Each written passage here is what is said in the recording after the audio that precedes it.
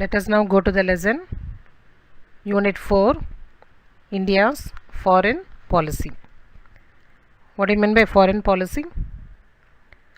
Foreign policy or foreign relation refers to how a government deals with other countries to safeguard the interest of the nations and its citizens.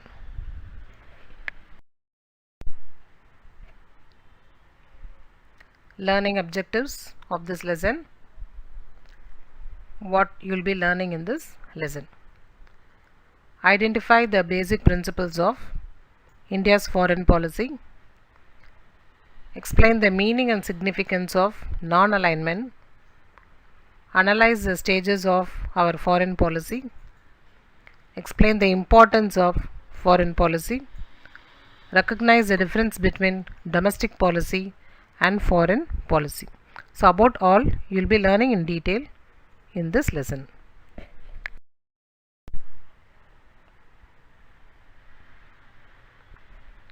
See the introduction of the lesson.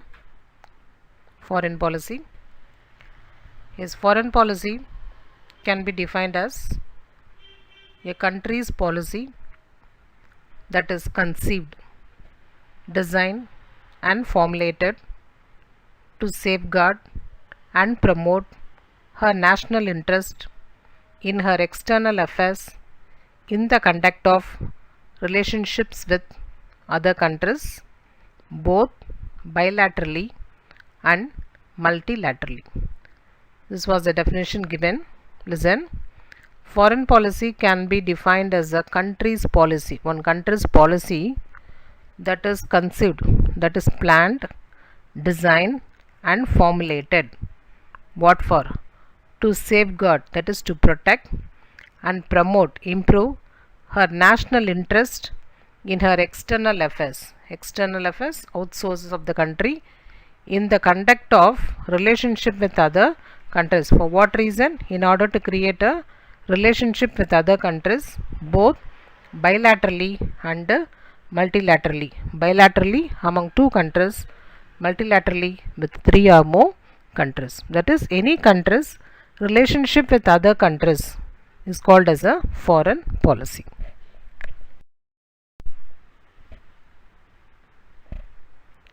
Let us now see the main objectives of our foreign policy. First one, national security. Next, national prosperity. Increasing the number of friendly nations. Achieving world peace and enable every nation to peacefully coexist. Economic development. These are the main objectives of our foreign policy. National security, well safeguarding country. National prosperity, we have to prosper. Increasing the number of friendly nations, we should have a very good friendly relationship with the other countries. To achieve world peace and enable every nation to peacefully coexist, not involving in any of the warfare. And last one, economic development. Next one, the very important foreign policy of India is Panchsheel. Panchsheel. It is derived from Sanskrit word Panch and Sheel. Panch means 5, Sheel means virtues or principles. So the 5 principles of peaceful coexistence between India and China was signed on 28th April 1954. The two governments entered into an agreement based on the following principles. So these Panchsheel consist of 5 principles. Let us see what are they. First one, mutual respect for each other's territorial integrity and sovereignty. Mutual means equal respect for each other's, that is all the countries. Territorial integrity is a principle that it seeks to protect states from act of aggression of other state. Sovereignty means that one state cannot demand another state to take any particular internal action. This is the first principle. Second one, mutual non-aggression. That means not to engage in military action against each other. Third one, mutual non-interference. Not to interfere in each other's internal affairs, internal problems. Fourth one, equality and cooperation for mutual benefit. Cooperating with each other to attain equal benefit. And last one, peaceful coexistence. It's a type of relations between states with a different social system. These principles were incorporated in the Bandung Declaration. It was signed in the Afro-Asian Conference held in 1955 in Indonesia. Bandung Conference, it means it is a representative of 29 governments of Asian and African nations gathering in Bandung, that is Indonesia, to discuss peace and role of Third World in the Cold War.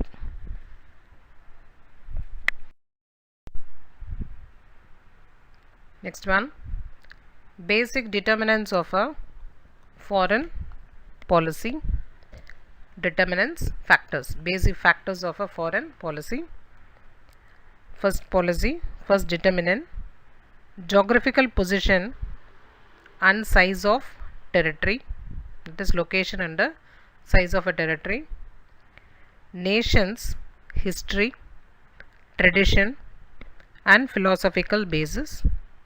Nation's history, that is record of the past.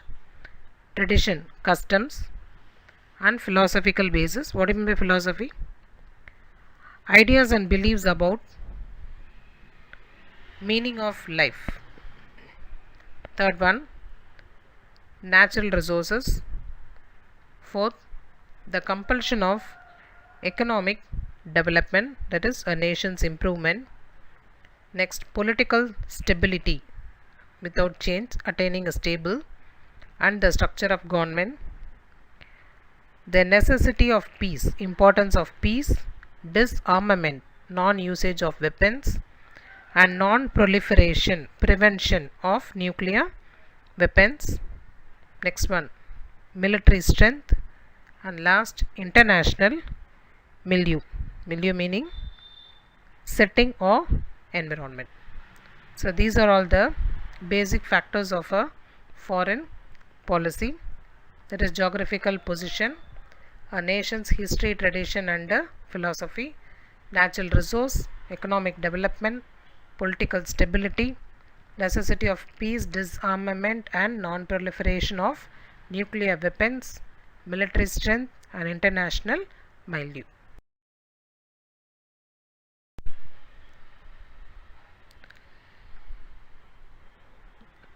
Let us now see the next topic, foreign policy in 1950s and 1960s. So the period from independence. Do you remember when did you get the independence? Which year? Yes, 1947, August 15, 1947. So the period from independence through 1950s and 1960s constituted the most idealistic phase of India's foreign policy. Idealistic perfection, dream of perfection of India's foreign policy under the guidance of India's first Prime Minister Jawaharlal Nehru. The new nations that got independence after the long period of colonial struggle, like India, found themselves in a very difficult situation. So Nehru, India's first Prime Minister, was opposed to the rivalry of the two superpowers, America and Russia. So he chose the path of non-alignment. India's Prime Minister, Mr. Jawaharlal Nehru, he do not want to join in any of the blocs, either the American bloc or the Russian bloc. He chose his own path. That path is called as a path of non-alignment, that is not aligning with any of the bloc, that is not joining with any of the bloc, not joining either with America or not joining with the Russia. He tried to form a third bloc of nations in international affairs. He do not want to join the American bloc or the Russian bloc. He found a new path and started a new concept called as a non-alignment.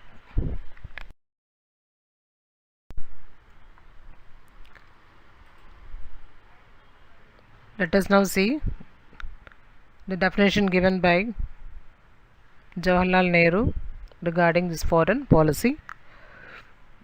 Broadly, non-alignment means not tying yourself off with military blocs. It means trying to view things as far as possible, not from the military point of view, though that has to come in sometimes, but independently, and trying to maintain friendly relations with all countries. So what he is saying is, non-alignment means not tying yourself off with military blocs. It doesn't mean that we are away from the military bloc. Then what it means? It means trying to view things as far as possible, not from the military point of view. Don't try to solve the problem always by using military, though that has to come in sometimes, but independently, and trying to maintain friendly relations with all countries. Try to solve all the problems in a friendly manner, friendly relation with all the other countries. He says, do not use weapons, do not use military force to solve any of the problem. Create a friendly relation with all the countries and solve all the world problem.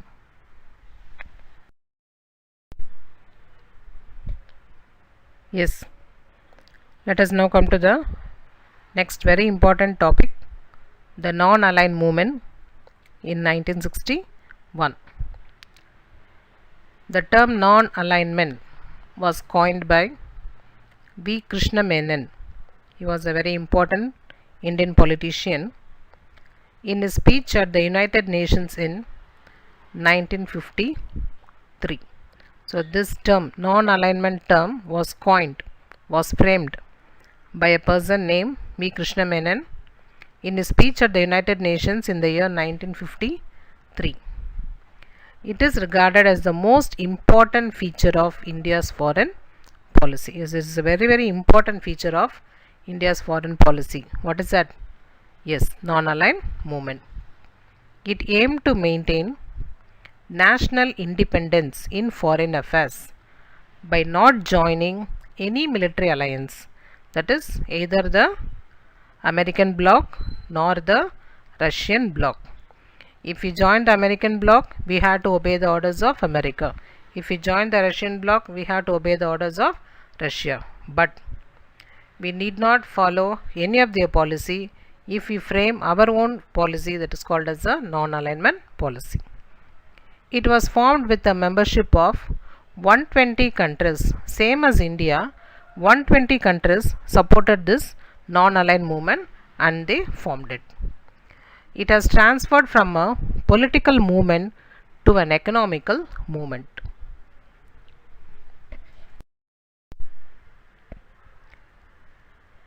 Yes. See now, the founding fathers of non-aligned movement, who were they? Jawaharlal Nehru of India, Tito of Yugoslavia, Nasser of Egypt, Sukarno of Indonesia, and Kwame Nkrumah of Ghana were the founding fathers of non-aligned movement.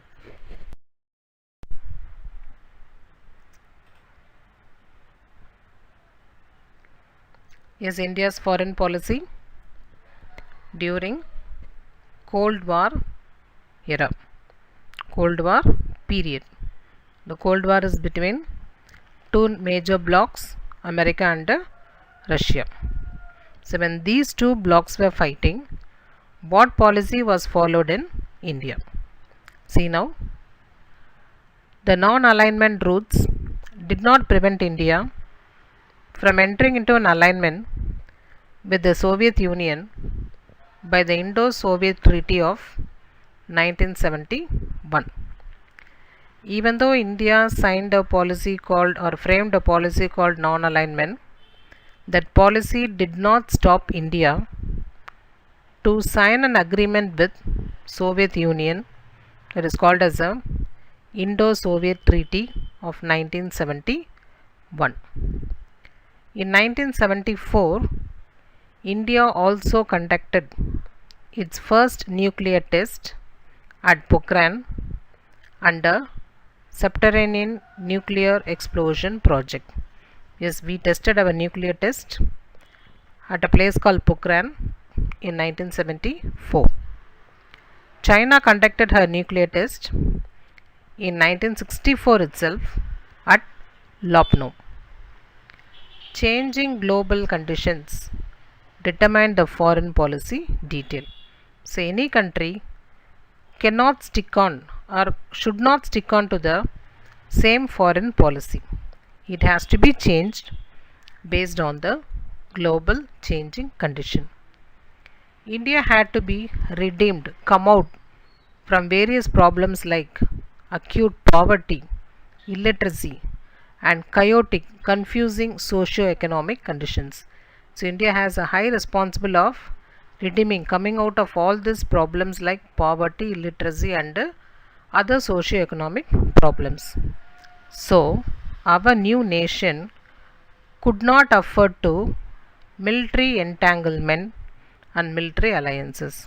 So India's first duty is to come out of all these problems. So it doesn't want to get caught in the military alliances field.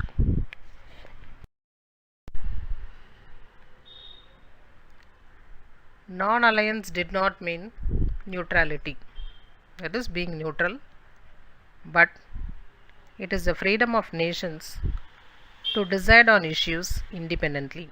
Independently, a nation can decide and function instead of getting into the trap of the military blocs.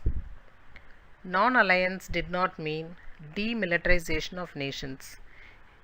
It doesn't mean that the particular country do not strengthen its military power. It was meant to ensure de-escalation of conflicts and tension. A particular country doesn't want to involve themselves in any of the conflicts and tension. That is called non-alignment. Even discarding the non-alliance, India could enormously strengthen her defense system and could become a strong nuclear power. India's basic policy of non-alignments is still in practice, is still in force. Even then, we have a strong military power. Let us see the next topic. New developments in the 1990s and the 20th century. So what had happened in India in the 1990s and in the 20th century? So during the 1990s, along with the fall of the Soviet Union, yes, we all are aware that Soviet Union met a great fall in 1990. So along with its fall, a new global economic order emerged with the support of the Western powers. What is that new order? It's nothing but liberalization, privatization, and globalization. So India entered into pacts with Global Economic Forum, that is GATT, and entered into bilateral, trilateral, and multilateral agreement. So these three, liberalization, privatization, and globalization, was formed in order to have a free trade with the international countries. So regarding that only, India has signed the GATT to have a treaties or trade with the bilateral, that is 2 countries, trilateral with 3 countries, and multilateral with many countries. So this shift in India's policy manifested in various ways. Manifested, threatened in various ways. How? Such as better relations with China, the Look East policy, the second nuclear test at Pokhran 1998 in Rajasthan, defense procurement, that is obtaining defense relationship with Israel, energy diplomacy with Arab countries and Iran.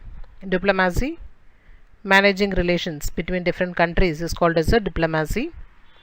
Agreeing to US nuclear missile defense program, and India's vote against Iran at the International Atomic Energy Agencies. These are the important events which took place in India in the 1990s and the 20th century. In that, the very important is that new foreign policy, that is liberalization, privatization and globalization introduction.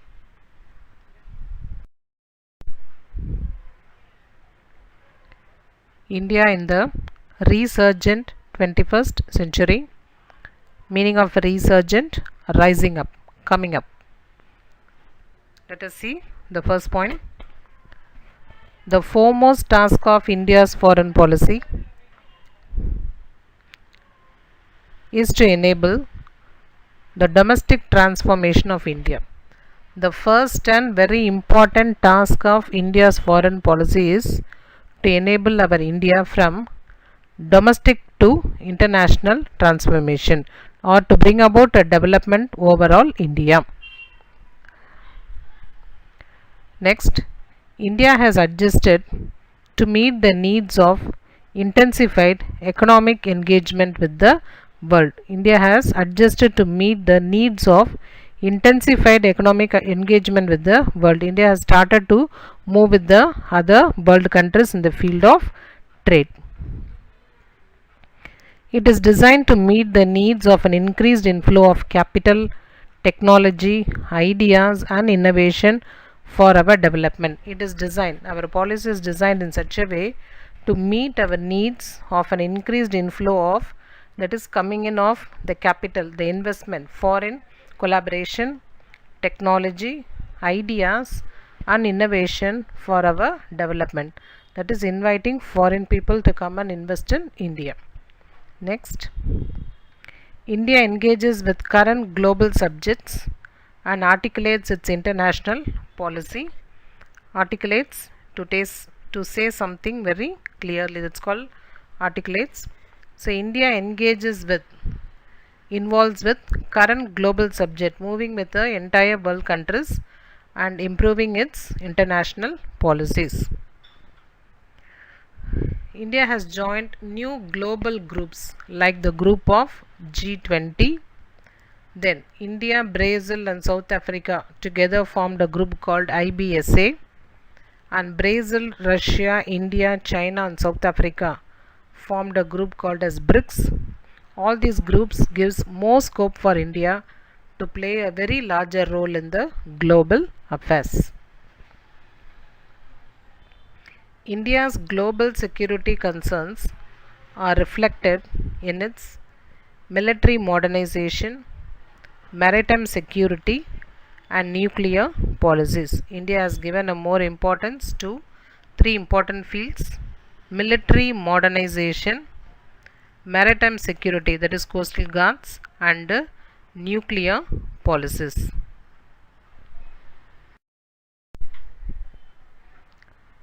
The response of our policy makers at economic, political and strategic level have enabled India to emerge as a potential great power, though it faces enormous development changes. The response, that is our policy makers made policy in such a way in the field of economic, political, and made India to emerge, to come up as a potential great power, even though it faces many challenges. That is enormous development, more developmental challenges. These challenges include sustaining the country's economic growth rate, ensuring energy and security. Sustaining, to keep something healthy.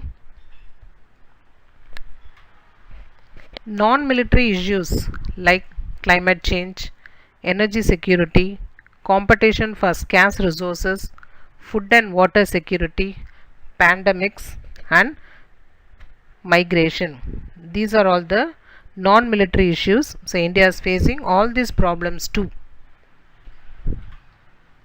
These challenges are not beyond the reach of India's policy establishment. Yes, even though India has many challenges, India's policy and policy makers will make India to overcome all these challenges and march India towards the path of development.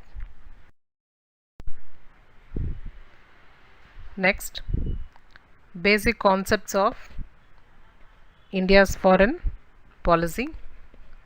What are its basic concepts of framing the foreign policy? Preservation of national interest, to preserve our nation, our country. Achievement of world peace, should not encourage for militarism. Third, disarmament, that is not using arms and weapons. Fostering cordial relationship with other countries, maintaining, bringing in cordial, smooth relationship with other countries, that is do not fight with the other countries.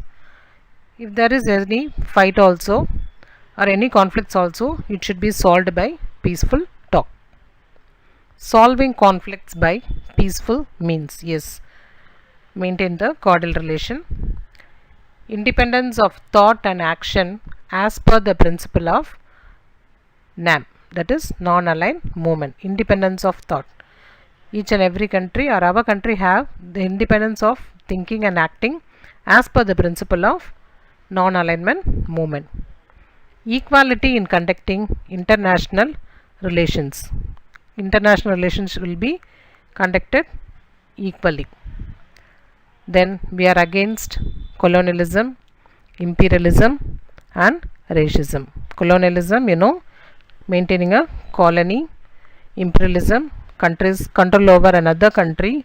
And racism, treating the people or segregating the people based on their race.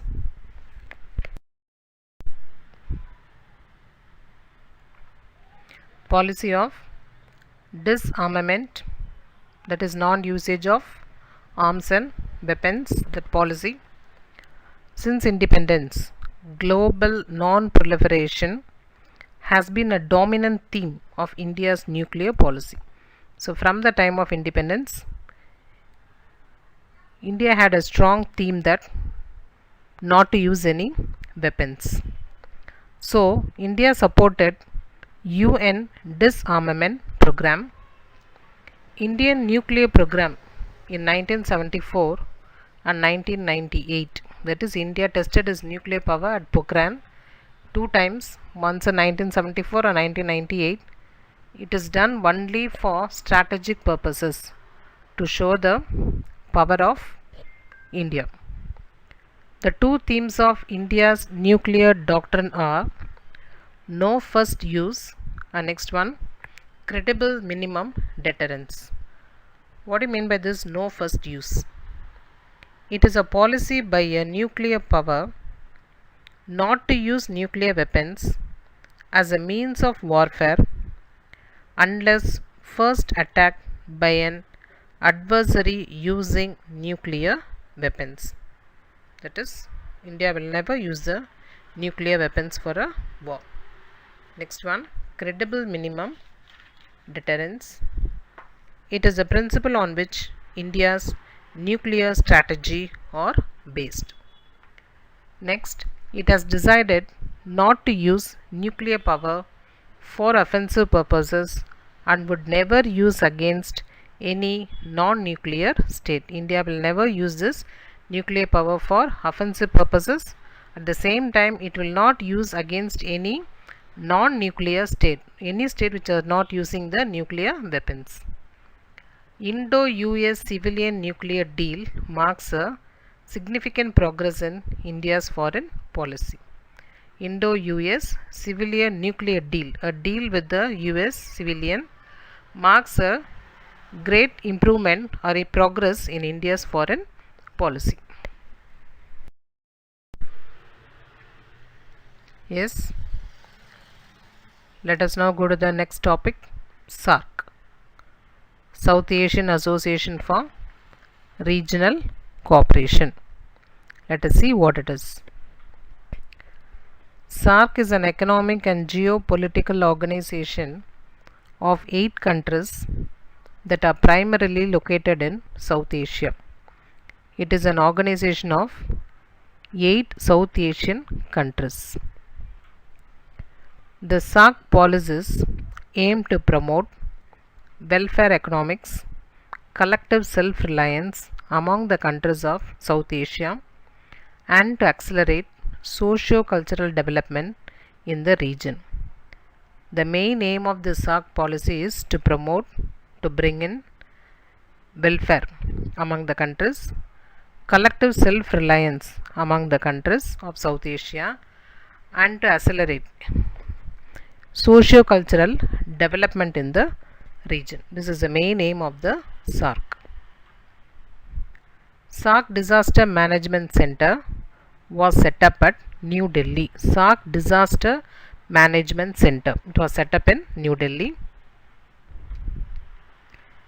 The center is a sleek body of professionals working on various dimensions of disaster risk reduction and management in South Asia.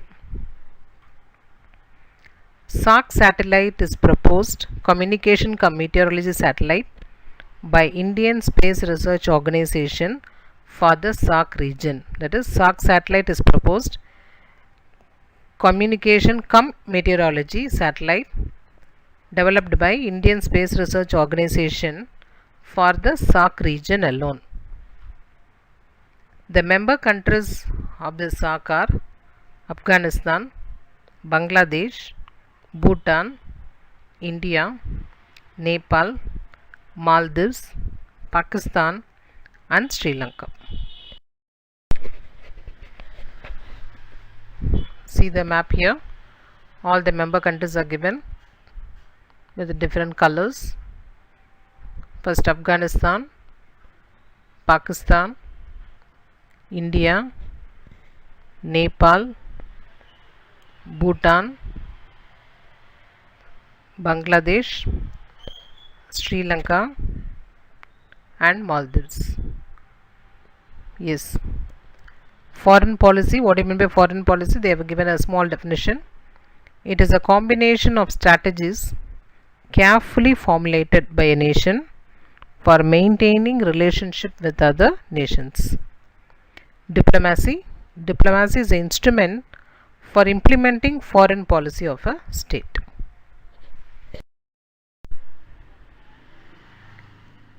Contemporary context. Change and continuity in India's foreign policy. Prioritizing an integrated neighborhood. Neighborhood first policy. Bridging diplomacy and development. A gradual transition from look east to act east policy. Economic development. India as a leading power. Let us now see one by one what it is. See the first point, neighborhood first policy. That is our neighboring countries, giving most importance for our neighboring countries. India's foreign policy has always regarded the concept of neighborhood as one of widening concentric circles around the central axis of historical and cultural commonalities. So, in the inner circle, our Indians' historic and cultural commonalities will be there, surrounded by the concept of neighborhoods. That is, our history and cultures are surrounded by the neighborhood circle. India gives political and diplomatic priority to her immediate neighbors and the Indian Ocean island state such as Maldives. So, India gives utmost importance to the Indian Ocean island state, that is Maldives. The centrality of neighbors in India's foreign policy stems from the clear understanding that a peaceful periphery is essential for India to achieve her multifarious developmental goals. Our country India has many developmental goals. In order to achieve these developmental goals, India has to follow a foreign policy based on a peaceful relation with all the neighboring countries. India provides neighbors with support as needed in the form of resources, equipment, and training. India collects or gets from its neighbors various resources, equipments, and also the training, both men and material. Greater connectivity and integration is provided so as to improve the free flow of goods, people, energy, capital, and information. India is well connected and integrated with other world countries so as to improve the free flow of goods from foreign countries, people, energy, capital, as well as information. Next one, bridging diplomacy and development. One of the major objectives of India's foreign policy has been to leverage international partnership for India's domestic development. If India has to develop, then it is a must that it should have a relationship or a very good partnership with the international countries. This includes improving technological access, sourcing capital, gaining market access, and securing natural resources.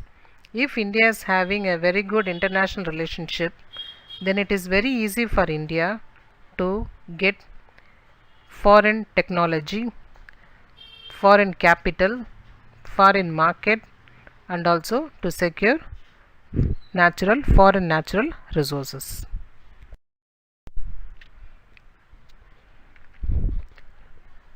Next, a gradual transition, that is slow transition from look east to act east policy, that is mingling with the other Asian countries.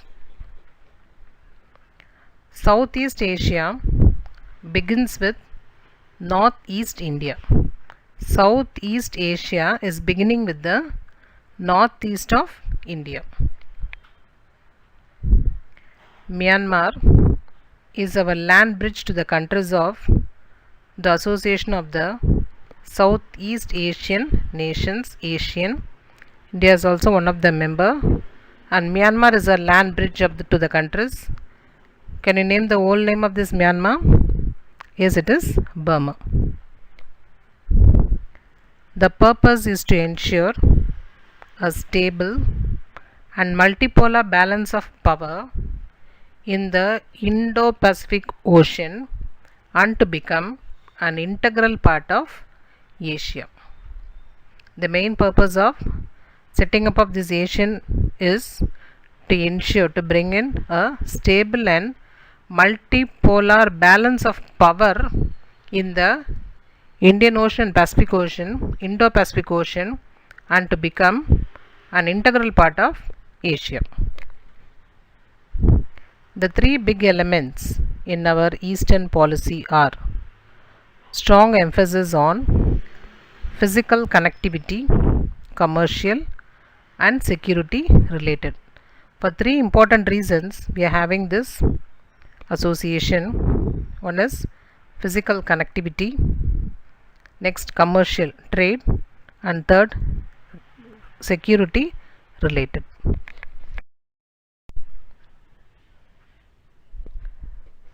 Next, economic development. Currently, that is at present, India's political moves are being influenced by economic imperatives. What do you mean by economic imperatives? It is a set of principles that guide organizations in changing their work ethics and cultural values as time changes. The same policy India is also following at present. Many nations are moving to forge better relationship with India. So many countries are coming forward to have a good relationship with India. Accelerated, fast, balanced, equal and inclusive economic development is India's primary goal. India's primary goal is it needs accelerated economic development, balanced economic development and also inclusive economic development. India achieves this by ensuring peace and security. Yes, India is keep on achieving one by one all its goal by following a very simple policy to ensuring peace and security. To obtain all that is needed to fuel economic development, markets, investment, technology, linkage, mobility of personnel, that is moving of persons, fair global governance and a stable and fair environment conducive for growth. So all this is needed for the economic development of India.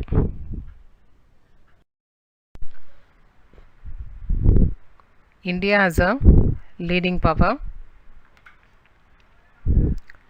India is a member of the G20, the East Asia Summit formed by the East Asian countries. India is also one of the member.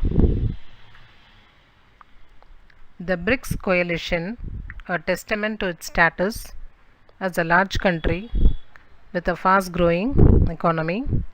India is a fast growing economy and it is a member of the BRICS.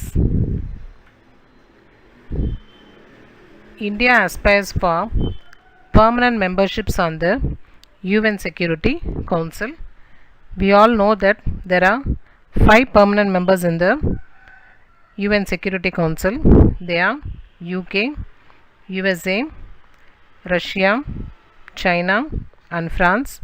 India is also trying to become one of the permanent membership.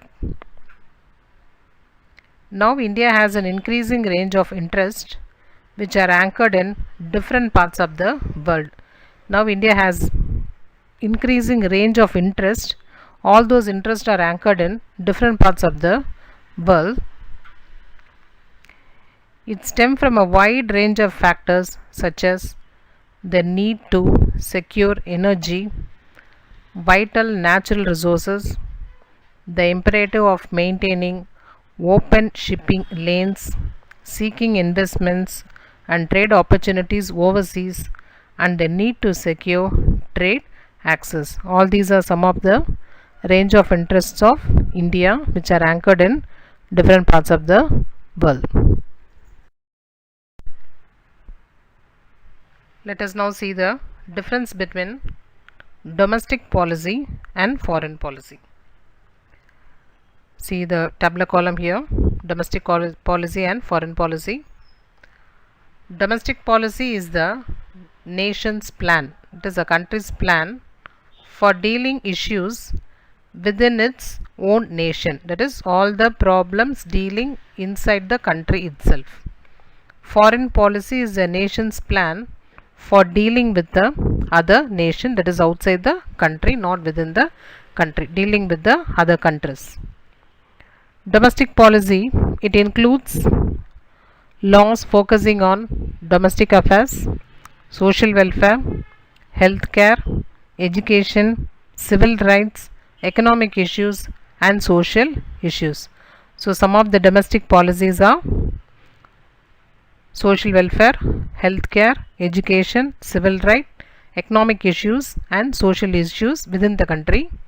Some of the foreign policies are trade, diplomacy, sanctions, defense, intelligence, and global environments. These are the main differences between the domestic policy and foreign policy.